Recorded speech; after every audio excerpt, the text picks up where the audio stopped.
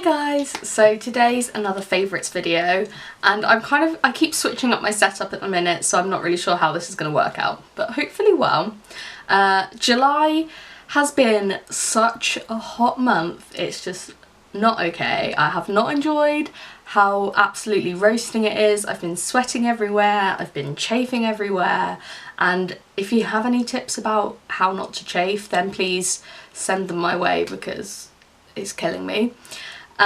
In July, so I did my first long road trip driving.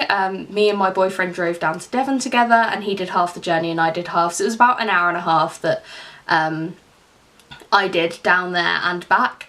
And yeah, it was really scary, but it was really good. It was a really good experience for me. I drove in heavy rain for the first time. I drove on tiny little windy country roads, which were scary, but yeah, it was definitely something that I needed to do and that I kind of enjoyed in a way, so that I could get home and say I've actually done this.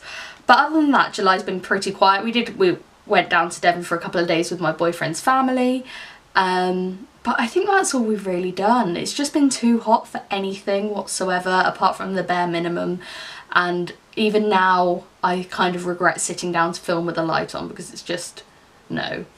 So anyway, favourites time. I've got a really small selection of favourites this month as well, so this is going to be a really short video. I'm sure I had some other July things to update you guys on, but I've just forgotten them. Let's do beauty first. So I've been absolutely, this has been saving my life. It's the Body Shop's Pimenta Colada shower gel, and it's so fresh, it's so fruity and sweet, and I just need something that makes me not feel sticky anymore and makes me feel, yeah, just fresh and clean and like I smell like a reasonable human being and not somebody that's sat on a train for about 3 hours. And this does that. It comes out every summer, or it has done for the last couple of summers, and I stocked up on it. I was so glad I did. And then the only other beauty bit that actually, that's a lie.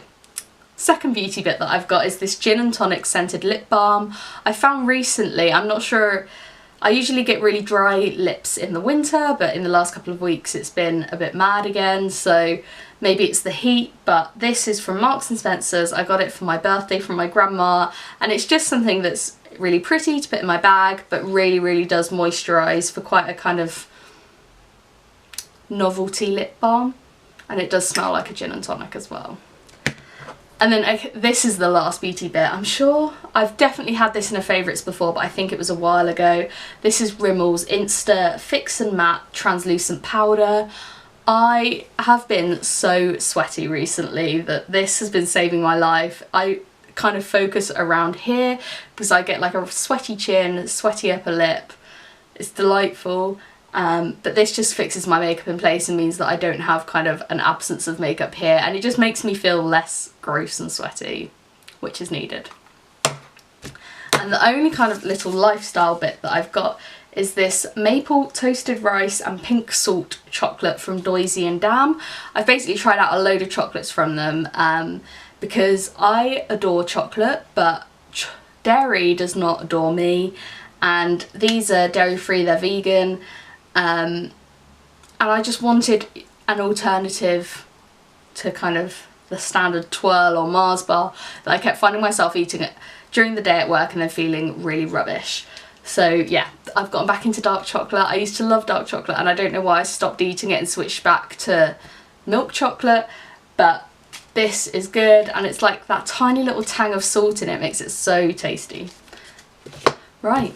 And the last two bits are two books. So this is Home Fire by Camilla Shamsie.